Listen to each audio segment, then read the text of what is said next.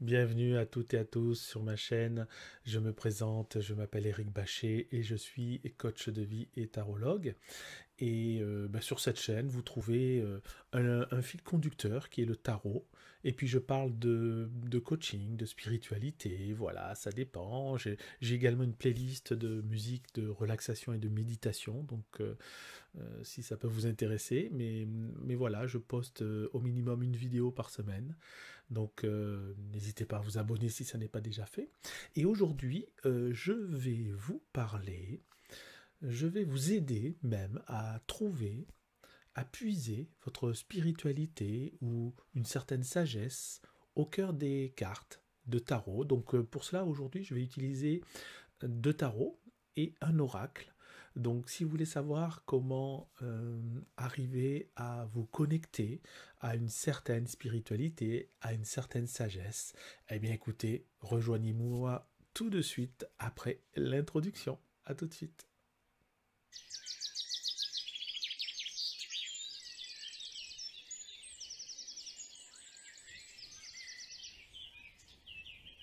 Alors, pour répondre à cette question, comment me connecter, comment trouver la part de sagesse qui est en moi à travers les cartes, comment puiser la sagesse qui est dans les cartes pour pouvoir m'en servir, eh bien, je vais vous dire comment faire, tout simplement à travers trois jeux de cartes. Le premier, ce sera le tarot de Marseille Waite. Le deuxième, ce sera l'oracle Le Normand, les rêves enchantés de Ciro Marchetti, très exactement. Et le troisième, ce sera le tarot Osho Zen. Et je vais vous détailler ça tout de suite. Alors, nous allons commencer par le tarot de Marseille Waite d'Emmanuel IG. Alors, je mélange les cartes, mais bon, c'est pour la forme, on va tirer des cartes au hasard. Petit rappel, malgré tout, sur ce tarot-là, le tarot de Marseille Waite, c'est un tarot qui allie à la fois le tarot de Marseille et le tarot anglophone, qui est le tarot de Rider Waite Smith, très exactement. Et ben, il est très bien fait, puisque Emmanuel IG a su englober les deux aspects de ces deux tarots qui sont les plus utilisés. Alors le tarot de Marseille est le plus utilisé en France, je vous le rappelle, et le tarot de Rider-Waite Smith, pardon, est le plus utilisé dans le monde. Et de plus en plus de gens francophones utilisent le tarot anglophone, parce que c'est un tarot qui est extrêmement pratique et extrêmement parlant, puisque la plupart des tarologues ou des voyants qui utilisent le tarot de Marseille, et même de grands enseignants dans le tarot de Marseille, n'utilisent que les arcanes majeurs du tarot de Marseille, alors que le tarot anglophone est parlant pour les 78 cartes, et c'est ce qui a fait sa renommée dans le monde. Voilà, il n'y a qu'en France où on est un petit peu accroché à nos valeurs, et je peux le comprendre, il n'y a pas de souci. Mais en tout cas, ce tarot-là a vraiment la particularité d'unir ces deux univers tarologiques. Alors, on va tirer une carte au hasard sans trop attendre. On a la Lune. Alors oui, quand même, la précision quand même, puisque la question c'est comment se connecter, comment arriver à trouver. Alors, une petite astuce. Je voudrais vous dire que l'un nourrit l'autre. C'est-à-dire que il y a certaines cartes dans le tarot qui peuvent nous parler un peu plus d'intuition, de spiritualité, de sagesse, nous communiquer un message de sagesse. Mais il faut savoir que ce n'est pas l'ensemble des cartes du tarot. D'accord? Donc il est important de savoir que si vous voulez arriver, si vous êtes vraiment connecté à la sagesse, il faut que cette sagesse soit en vous déjà. Donc vraiment, je vous encourage à écouter, lire des livres, hein, on va dire. Pourquoi pas pratiquer une religion. C'est quelque chose que j'ai beaucoup pratiqué dans le passé, diverses religions, qu'elles soient chrétiennes ou bouddhistes. Mais j'en suis un petit peu sorti pour essayer de retenir l'essence principale, c'est-à-dire voilà, les messages spirituels sans retenir forcément les dogmes religieux, même si ça peut convenir à certains. Je ne juge pas les religions, je dis juste que voilà, j'en suis sorti. Je suis sorti des religions pour mieux rentrer en moi-même, d'accord. Voilà, donc c'est important. Mais là, on ne parle pas de religion, on parle de spiritualité. Mais je vous parle de religion parce que dans chaque religion, quelle qu'elle soit, il y a une part, bien évidemment, de spiritualité, hein, nécessairement. Donc, je vous encourage à lire des livres, à suivre des personnes qui vous inspirent et à trouver votre propre spiritualité qui est en vous et à la développer. D'accord? C'est extrêmement important. Et en fait, quand je dis que l'un nourrit l'autre, ça veut dire que des cartes peuvent vous inspirer une certaine sagesse, mais à l'inverse, vous pouvez remplir, et c'est ce que je fais principalement, vous pouvez remplir certaines cartes de sagesse, de spiritualité, enfin de symbolisme, hein, d'accord? Symbolisme de sagesse, symbolisme de spiritualité, et puis les rechercher, d'accord? À travers les messages. Donc c'est ce qu'on va voir là, on va développer ça sur plusieurs cartes. La vidéo va consister à ça. Et voilà. Donc j'ai tiré la première carte, la carte de la lune. La lune. Alors la lune, bon, il y a aussi le message, les mots-clés, le mot-clé. La lune, c'est la nuit, c'est la peur, c'est l'émotion, c'est la peur aussi de ce qui est caché, ça peut être la peur du noir. Donc finalement, il y a un côté un peu ténébreux dans cette carte. Donc, et en même temps, la lune est claire, d'accord? Parce que elle est claire, tout simplement. La nuit, c'est l'astre qui brille la nuit. Donc on peut se dire que on peut trouver une certaine lumière même dans les ténèbres, hein, même au cœur des ténèbres, au cœur de la nuit, il peut y avoir une lumière qui apparaît. Alors lumière qui apparaît au cœur des ténèbres, vous voyez, ça me fait penser à un mot espoir, par exemple. Vous voyez comment on évolue en fonction. Alors il est important quand même de connaître aussi certains mots-clés des cartes, hein. Je parle pour ceux, voilà, la sagesse, la spiritualité, les spiritualités, c'est déjà pour ceux qui ont une certaine notion des cartes, des mots-clés, pas ceux qui débutent totalement. Bien qu'on puisse aussi apprendre, pourquoi pas dans la foulée, mais c'est quand même mieux d'apprendre, d'être à l'aise avec les définitions, les mots-clés des cartes, ce qu'on ressent, pour pouvoir ensuite y incorporer sa propre sagesse, ou bien y puiser dans la carte la sagesse, ou le mot spirituel, ou la phrase, ou la connexion, la guidance, la perception, le channeling qui est présent, comment dire, qui est présent dans la carte, quoi, avec laquelle on se connecte dans la carte, voilà, très exactement. Donc la lune, vous voyez, vous avez une lune, vous avez un chien et un loup sur cette carte-là. Vous avez je trouve pas le mot, mais bon, vous l'avez compris, en bas, que l'on voit, le homard, le crabe. Ça dépend des illustrations. Et vous avez 2 tours. Et on voit un chemin qui chemine entre les 2 tours. Et en fait, quand vous cherchez un message de sagesse ou de spiritualité, il faut vous référer soit au mot-clé, soit à l'image. Donc vous voyez l'évolution qu'il y a eu, on est parti de la peur du noir, etc., la lumière avec la lune, dans la... De toute façon, j'enlève la carte, là, ça sera affiché, dans la nuit. Et on en arrive à l'espoir, donc arriver à trouver l'espoir au cœur des ténèbres. Même quand tout va mal, on peut y trouver l'espoir. Alors maintenant, on peut essayer de répondre à une question. Comment trouver l'espoir? Comment trouver la lumière? Comment puis-je trouver la lumière au cœur des ténèbres quand je ne suis pas bien? Alors, on va prendre pareil, le même jeu de cartes. On va mélanger, d'accord? Je mélange devant vous. Voilà, vous voyez. Voilà, je mélange devant vous et je tire une carte. Et cette carte, c'est le 3 de coupe. Donc le 3 de coupe, c'est la joie, c'est la fête, c'est la réunion avec des amis, ou en tout cas avec du monde. Donc par rapport à la question qu'on vient de se poser, comment trouver la lumière dans les ténèbres? Eh bien ça nous répond quand même avec là, on voit bien qu'on ne pourra pas la trouver tout seul. Toute seule, j'allais dire, oui, toute seule, tout seul. On ne pourra pas le trouver tout seul. On a besoin de s'aider, on a besoin du monde, on a besoin de monde, on a besoin d'amis, d'une communauté éventuellement.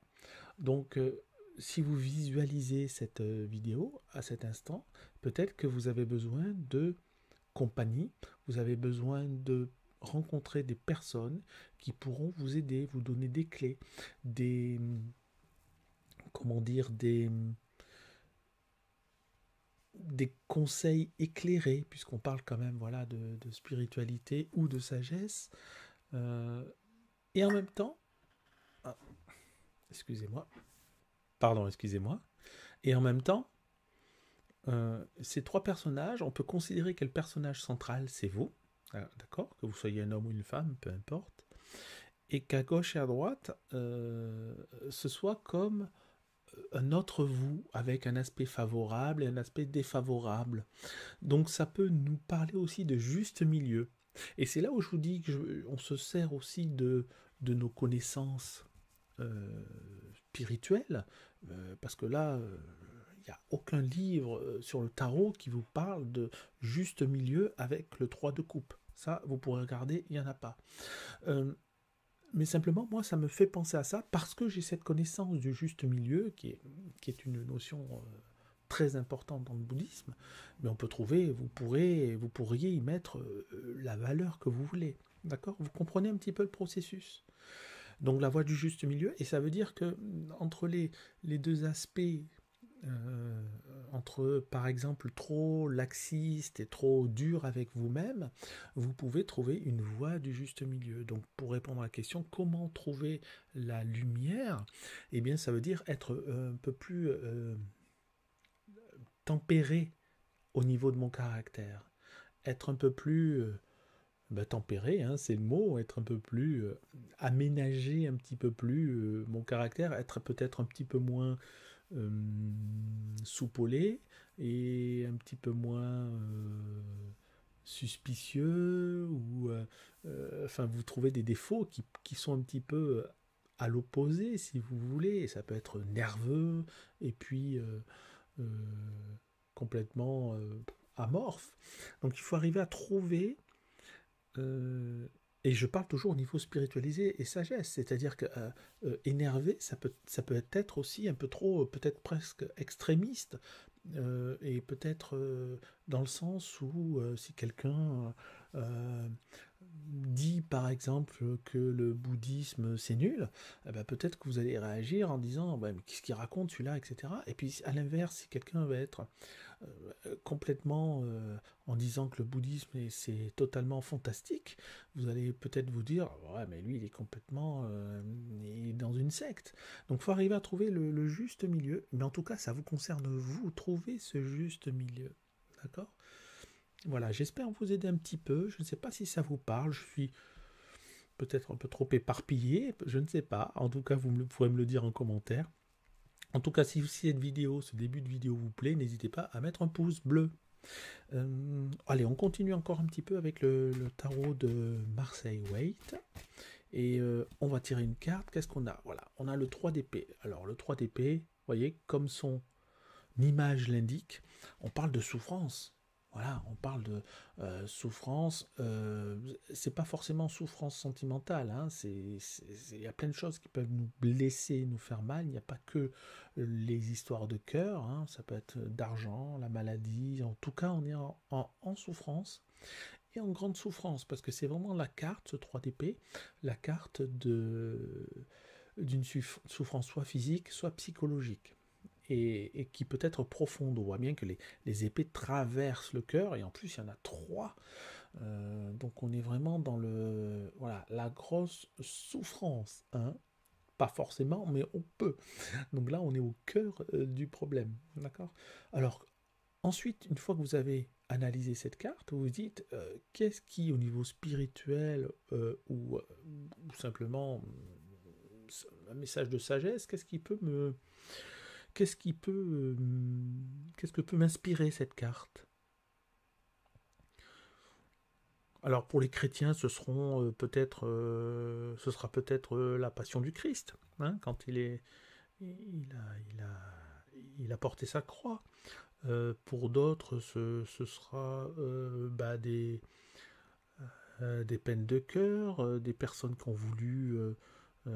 alors peine de cœur, oui, on est dans l'aspect spirituel, donc des quelque chose auquel on ne croit plus, auquel on a cru, mais on ne croit plus. Hein, beaucoup de croyants, quels qu'ils soient, se sont détournés de Dieu parce qu'ils ont vécu dans leur chair ou à travers des épreuves euh, négatives, on va dire. Euh, ils n'ont pas vu, ils n'ont pas vu leur Dieu, ils n'ont pas pu continuer, et certains ont arrêté de croire. Donc ça peut faire penser à ça aussi. Donc c'est important quand vous interpréterez cette carte, si vous tirez un message spirituel, que ce soit pour vous ou pour quelqu'un d'autre, voilà, d'y donner une charge. C'est à vous de donner cette charge, de remplir cette carte de spirituel. D'accord? Allez, une quatrième pour la stabilité, pour le même jeu. Et on a le 5 de denier. 5 de denier, voyez, c'est la pauvreté. Donc là, pauvreté spirituelle, c'est facile à interpréter au départ. Après, vous pouvez creuser, y rajouter des choses. Euh, euh, alors en général, ce qui est bien, c'est de faire parler son expérience. Parce que comme ça, vous n'oubliez pas, ça fait partie de vous. Donc après, vous pouvez dire que ça fait, par exemple, si vous tirez cette carte pour vous-même, vous pouvez dire que vous passez une épreuve difficile pendant laquelle rien ne vous parvient au niveau, si par exemple vous êtes médium ou vous voulez développer votre intuition et que vous tirez cette carte, ça veut dire que vous passez une période où il n'y a pas de captation, il n'y a pas de connexion, rien ne vous vient, vous êtes complètement, vous vous sentez seul même, vous pouvez vous sentir seul et dans ce monde, et puis vous ne reconnaissez plus non plus le monde qui vous entoure, parce qu'on parle beaucoup de spiritualité, il y a beaucoup de personnes qui se disent, qui se veulent spirituelles, et qui, dans les actes, dans les paroles, on ne le ressent pas, et du coup, ça, euh, ça peut vous, même inconsciemment, ça peut vous interpeller, et ça peut vous éloigner de la spiritualité. Ah bah si la spiritualité c'est ça, moi ça m'intéresse pas, vous voyez. Mais même d'une manière inconsciente. Donc voilà, cette carte peut vouloir parler de ça. Vous voyez comme on peut donner un sens à une carte alors que ce sens n'est pas là de prime abord.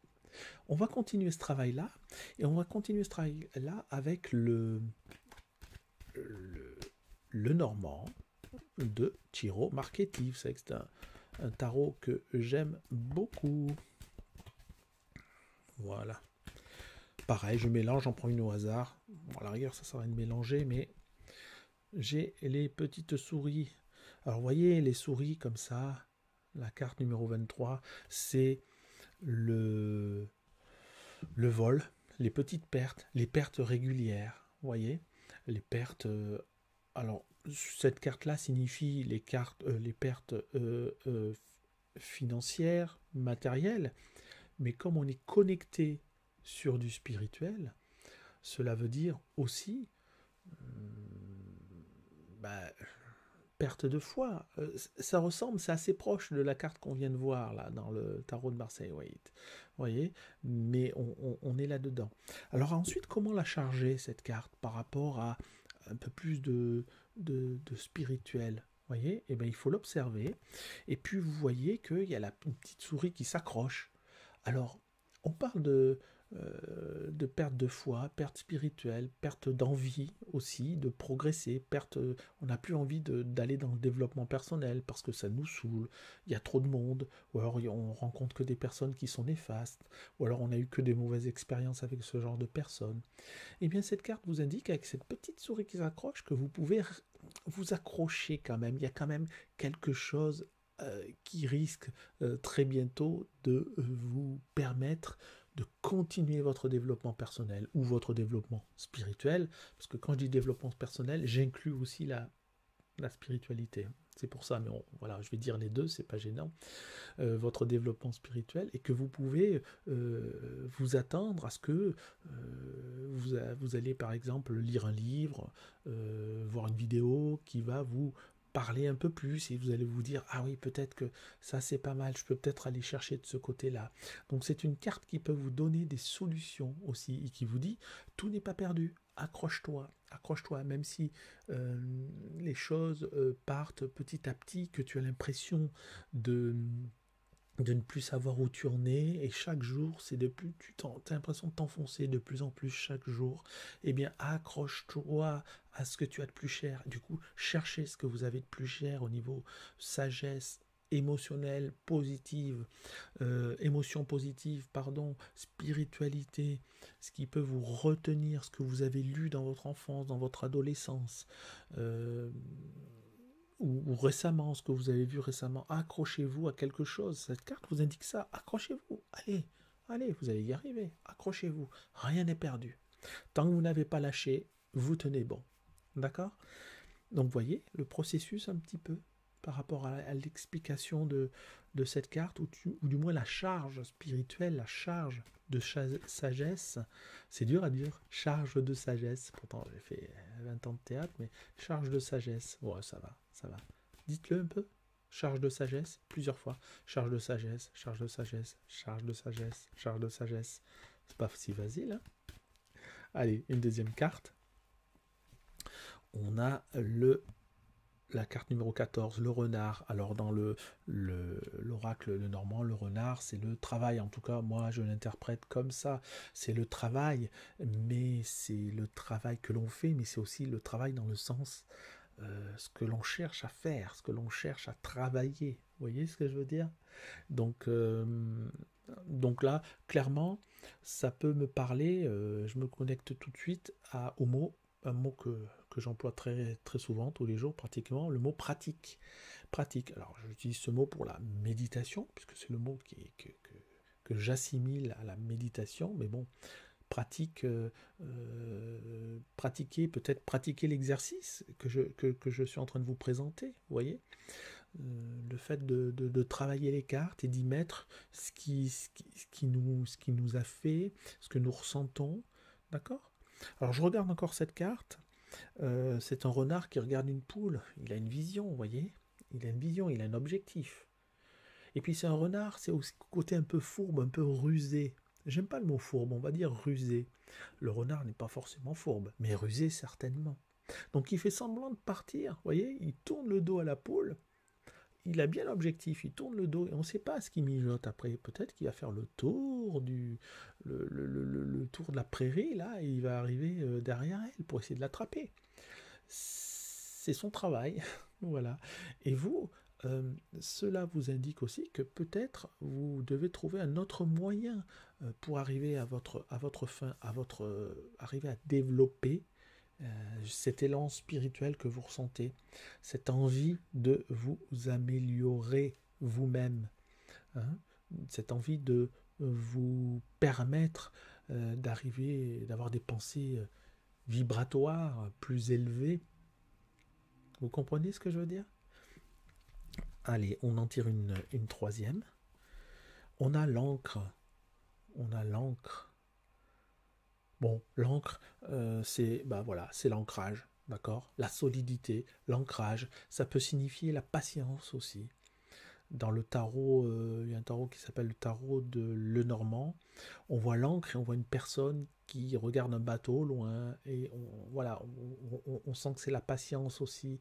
Mais en tout cas, prioritairement, l'ancrage. Donc là, on est presque dans les racines, dans la solidité de ce qui vous maintient au fait de vos questions spirituelles, ce qui vous maintient au fait de ce que vous voulez faire, si vous voulez, dans votre vie. Peut-être que vous avez un objectif. On a vu le renard, hein. Votre objectif, c'est d'être peut-être plus zen. Votre objectif, c'est peut-être d'être plus spirituel. Je l'emploie beaucoup le mot, mais bon, je suis obligé.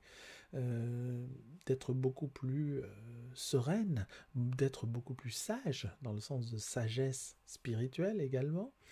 Et cette carte de l'encre vous dit, bah ok, mais il faut travailler là, faut peut-être se positionner et approfondir la relation.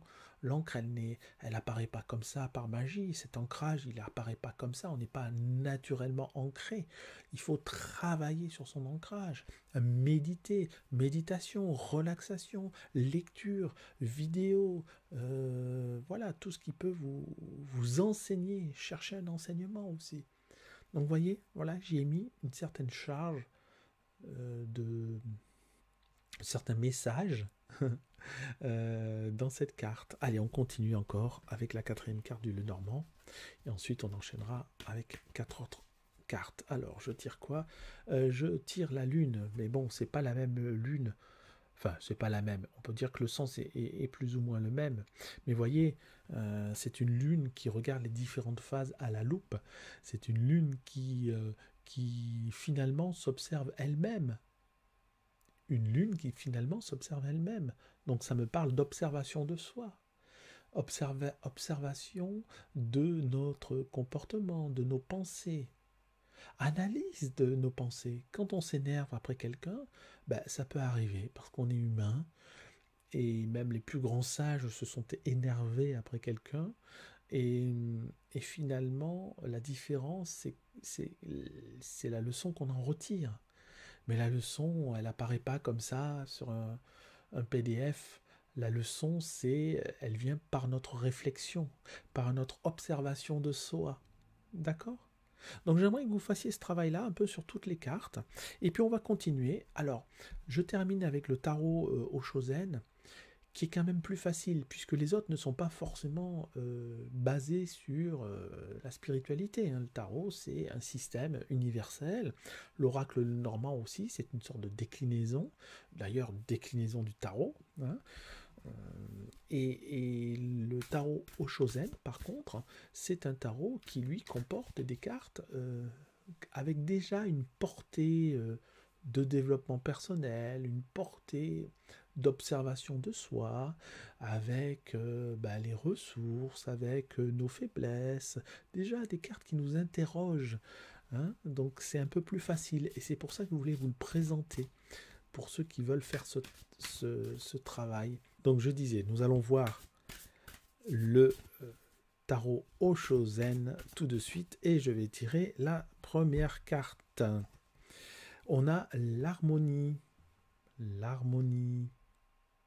Bon, ben, vous voyez, ça parle tout de suite. Là, déjà, au niveau spirituel, on a l'harmonie. Qu'est-ce qu'on peut rajouter à cette carte-là? Après, vous pouvez y coller, y plaquer pour vous ce que représente l'harmonie. Mais le mot est sorti. Alors que pour les autres, il faut que... Vous voyez, j'ai sorti des mots. J'aurais pu sortir selon les cartes le mot harmonie, mais il faut l'interpréter. Et là, il est déjà interprété. Donc après, il suffit pour vous, coller et savoir ce que représente l'harmonie. Qu'est-ce que l'harmonie pour vous? On voit bien la sérénité, d'accord? La joie, comme les dauphins qui sont toujours joyeux dans la mer, souvent joyeux dans la mer, en tout cas dans cette représentation, dans la représentation de cette carte. Donc c'est quelque chose de plus facile, de plus aisé. Et puis il suffit d'y mettre votre ressenti, votre expérimentation, ce que vous avez vécu, ce que vous inspire le mot harmonie, tout simplement. On va continuer. Et on a le mot les possibilités. Voilà. Donc, idem, les possibilités. Quelles sont vos possibilités de développement spirituel? Ou alors, cela vous indique aussi que vous avez de réelles possibilités d'aller dans ce sens. Peut-être que vous êtes même fait pour une vie spirituelle. Posez-vous la question. Peut-être que vous avez totalement assimilé certaines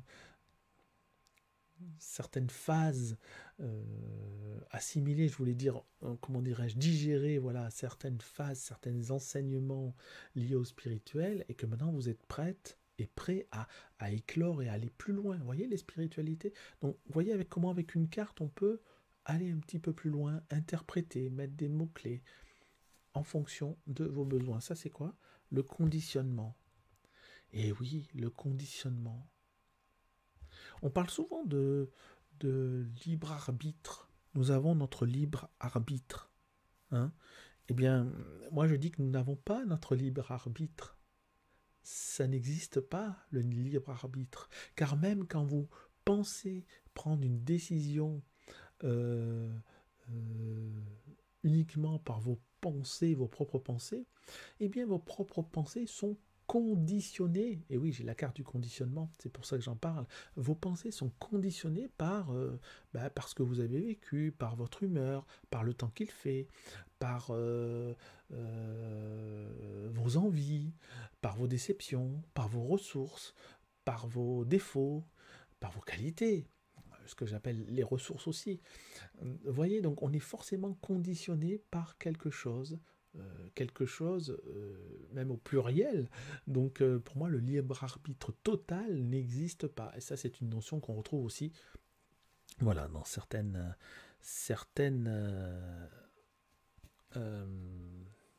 certains aspects spirituels, religieux, etc. Je tire la quatrième carte qui est l'isolation. Bon, ben l'isolation, besoin de s'isoler. On a parlé tout à l'heure d'observation de soi. L'observation de soi peut se faire plus facilement, surtout quand on débute, si on est isolé. D'accord. Après, l'isolé, c'est aussi peut-être se sentir seul. Peut-être que vous vous sentez un petit peu trop seul aussi en ce moment et que vous avez besoin de voir un peu plus de monde. Pareil, de rencontrer quelqu'un, de voir des vidéos, de lire des livres et vous vous sentirez moins seul parce que vous pouvez très bien lire un livre seul, mais vous connecter aux personnes qui sont dans ce livre. Je ne parle pas de romans, hein, je parle de livres pratiques. Si vous lisez Eckhart Tolle et que vous lisez l'instant présent, vous ne vous sentez pas forcément seul quand vous lisez. Vous êtes connecté aux paroles d'Eckhart Tolle.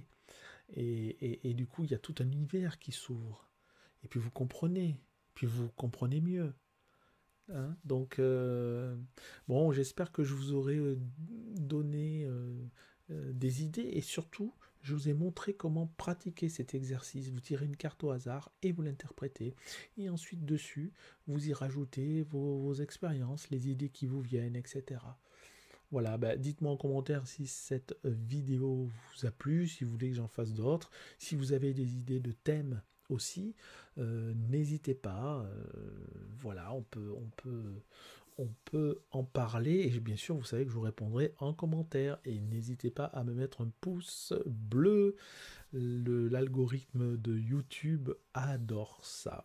Voilà, je vous remercie beaucoup et je vous dis à très bientôt. Au revoir.